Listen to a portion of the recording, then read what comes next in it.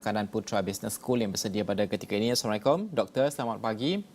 Doktor, mungkin pertama sekali, angka IHP kita jangkakan untuk bulan Mac akan dikeluarkan pada hujung minggu ini, pada hari Jumaat ini. Dan kalau kita melihat trendnya di peringkat dunia, di Amerika Syarikat, di UK dan sebagainya, angka inflasi ini menjadi kegusaran tinggi. Begitu juga apa diperkatakan oleh World Bank, Bank Dunia dan juga IMF sendiri yang mengatakan bahawa ini akan berterusan dipacu oleh krisis ketegangan di Ukraine. Di Malaysia pula jangkaan dan juga bacaan doktor sendiri, apa yang boleh kita jangkakan dan bagaimanakah untuk kita melihat kawalan ini bagi dasar monetary untuk memastikan bahawa bebanan ini tidak terlampau dirasai oleh rakyat?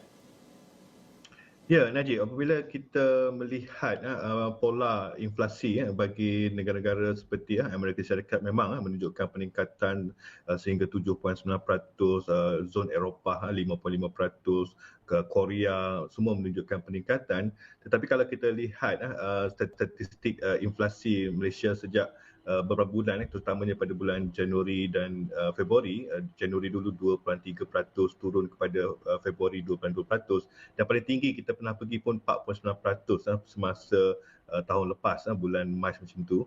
Dan walaupun sejak 2 bulan sebelum ini menunjukkan penurunan, tetapi memang apabila kita melihat situasi sekarang, terutamanya konflik Rusia-Ukraine dan juga orang kata disruption in the global supply chain ataupun gangguan pada rantai bekalan melibatkan beberapa barangan yang orang kata menjadi keperluan asas seperti makanan, maka saya melihat untuk bulan Mac dan seterusnya kita akan menjangkakan kenaikan sedikit untuk indeks harga pengguna, tetapi ianya tidaklah orang kata setinggi seperti yang dialami oleh negara lain, kerana kita ada beberapa faktor yang memungkinkan bahawa kadar inflasi itu tidak akan orang kata melebihi 4%.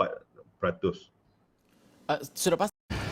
Langsung dari Pusat Media bersempena dengan Forum Ekonomi Dunia WEF 2023. Di Malaysia hangat diperkatakan berkenaan dengan kadar dasar semalaman ataupun OPR yang Bank Negara Malaysia hari ini mesyuarat MPC memaklumkan bahawa penangguhan ataupun tiada kenaikan OPR susulan daripada mesyuarat yang berlangsung 2 hari, dan sudah tentu di Davos ini WEF turut membincangkan perkara yang sama berkenaan dengan monetary policy ataupun polisi monetary yang dilaksanakan oleh bank-bank pusat.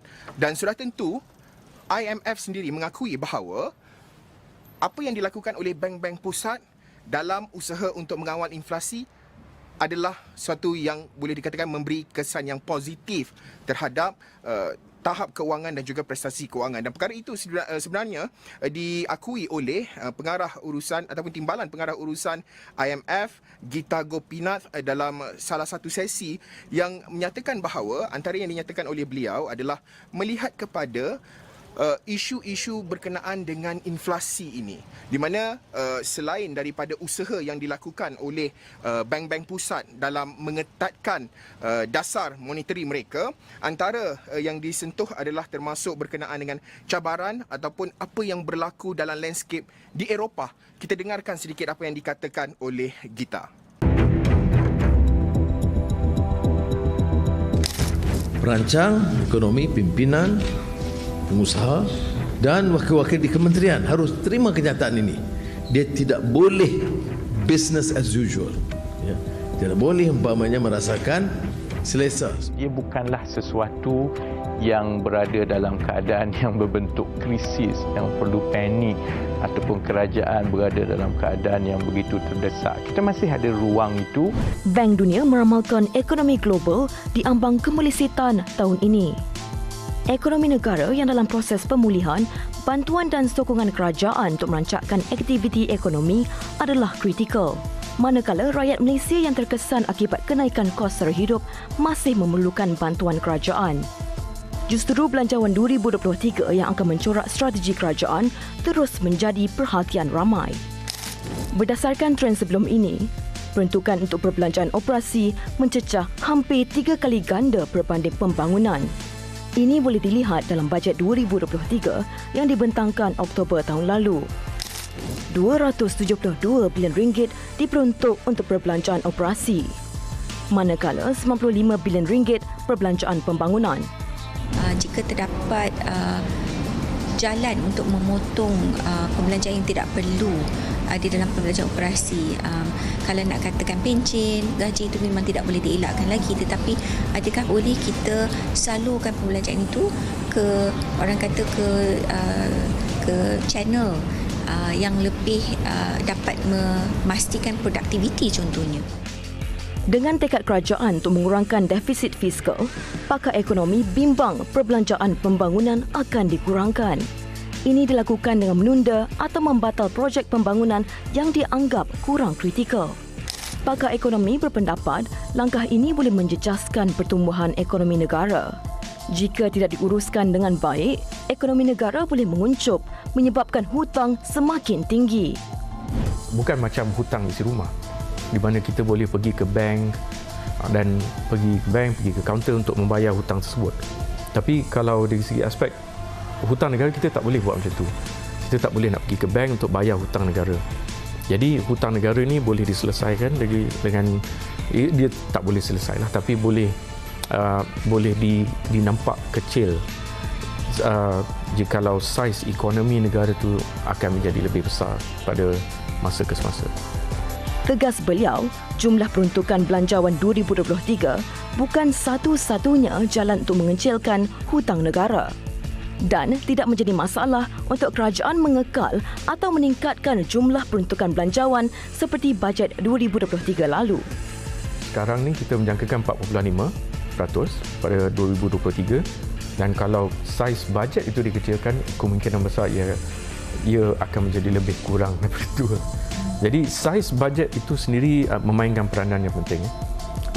Tak semestinya kita... Peningkatan hutang negara tidak boleh diambil mudah kerana pendapatan hasil petroleum tidak wajar dijadikan pergantungan untuk mengekalkan ekonomi. Bekas Menteri Kewangan kedua, Datuk Seri Johari Abdul Ghani berkata, Malaysia bernasib baik kerana kerajaan mampu bergantung kepada sumbangan Petronas sepanjang tempoh Perintah Kawalan Pergerakan. Allahu Akbar, Allahu Akbar. Katanya dividen, cukai serta royalti Allahu Akbar. dibayar Petronas menyumbang kira-kira 25% daripada hasil kerajaan persekutuan. Beliau yang juga ahli Parlimen Titi Wangsa berkata, peningkatan hutang kerajaan adalah petanda kegagalan ekonomi seperti dialami Sri Lanka. Tahun lalu, Sri Lanka gagal membayar hutang luar negara berjumlah 226 bilion ringgit dan kadar faedah 75 juta dolar Amerika Syarikat dengan hanya memiliki 25 juta dolar Amerika Syarikat simpanan asing pada waktu itu. Menurut Datuk Seri Johari, banyak negara termasuk Malaysia boleh berdepan masalah yang sama seperti Sri Lanka jika gagal menguruskan hutang dengan baik. Ulasnya, ekonomi Malaysia boleh lumpuh dan memberi kesan buruk sekiranya hutang negara berjumlah 1.5 trilion ringgit tidak dikawal dan defisit belanjawan berterusan. Beliau turut melahirkan rasa bimbang dalam isu pengangguran berikutan kekurangan pekerjaan berkemahiran tinggi dalam sektor swasta berbanding bilangan graduan baharu yang dikeluarkan setiap tahun. Penurunan kepada 3.5% bagi suku pertama tahun ini. Di mana Menteri Sumber Manusia Mustafa Sakmud berkata, kadar pengangguran dalam kalangan belia bagi suku pertama 2023 juga turun 1% kepada 10.1% berbanding 11.1% bagi tempoh sama tahun sebelumnya. Beliau menjawab soalan Ahli Parlimen Arau Datuk Seri Syahidan Kasim berhubung usaha kerajaan menangani masalah pengangguran belia berikutan pekerjaan tidak setimpal dengan bidang pengajian, kekurangan bakat selain isu kualiti serta kuantiti pekerjaan. Kerajaan secara berterusan merangka dan melaksanakan pelbagai inisiatif merentasi kementerian dan agensi bagi membantu mengurangkan kadar pengangguran secara keseluruhannya termasuk dalam kalangan belia di bandar dan di luar bandar. Kementerian Sumber Manusia melalui Perkeso mempergiatkan beberapa program bagi menggalakkan penyertaan tenaga kerja termasuk di kalangan belia. Katanya kadar pengangguran yang tinggi dalam kalangan belia adalah fenomena global dihadapi kebanyakan negara. Tambah beliau, 1,366 siri karnival kerjaya digerakkan di seluruh negara dengan 21,740 pencari kerja berjaya mendapat penempatan pekerjaan yang mana 78.1% adalah belia. Statistik pengangguran tertinggi negeri ketika ini ialah Sabah iaitu 7.7%. melebihi kadar pengangguran nasional iaitu 3.5%.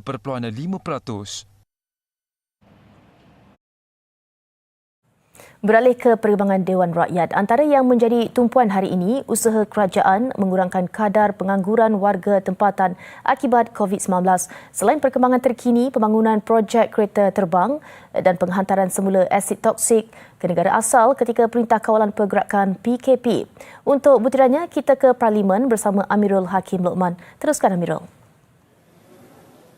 Terima kasih Fatin. Kelaporannya, kerajaan memberi jaminan untuk membela nasib rakyat Malaysia yang kehilangan pekerjaan di Singapura apabila syarikat di negara itu mula melakukan pembuangan pekerja berikutan terjejas akibat pandemik COVID-19.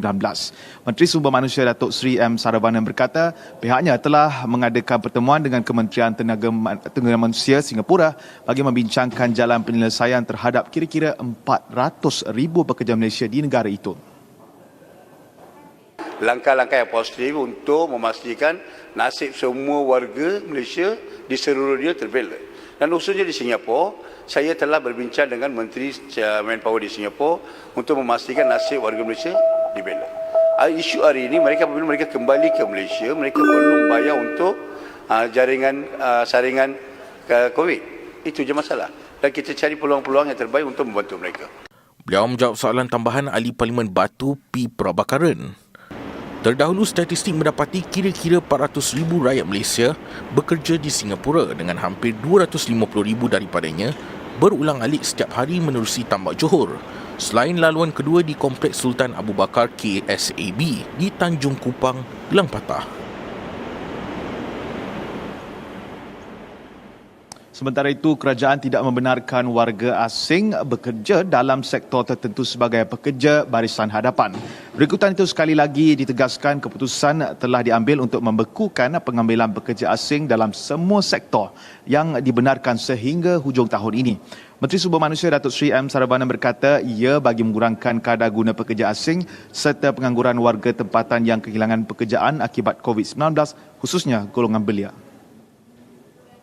Apakah kerajaan akan mempertimbangkan pembukaan semula kemasukan pekerja asing yang baru selepas berakhirnya pandemik COVID-19?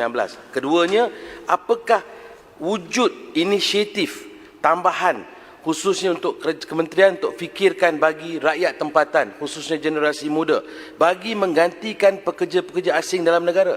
Setelah mengambil kira sektor-sektor tertentu, kerajaan telah memastikan kita tidak akan membuka sektor-sektor untuk frontliners. Seperti mana kita sedia maklum, walaupun di stesen minyak kita benarkan pekerja asing sebagai maintenance. Pada masa yang sama, kita tidak membenarkan pekerja asing bekerja di counter sebagai frontliner. Begitu juga kedai-kedai makan, kita membenarkan pekerja asing sebagai tukang masak. Tetapi dari segi frontliner, kita masih perlukan warga tempatan. Tambah beliau, kerajaan melalui Pertubuhan Keselamatan Sosial Perkeso akan memastikan supaya semua pekerja dibekalkan jaringan keselamatan bagi menggalakkan warga tempatan melibatkan diri dalam sektor berkenaan. Tegasnya lagi, semua agensi kawal selia diwajibkan melaksanakan pelan penggantian untuk memastikan sektor berintensifkan buruh beralih kepada penggunaan mekanisasi dan automasi sekaligus mengurangkan kebergantungan kepada pekerja asing.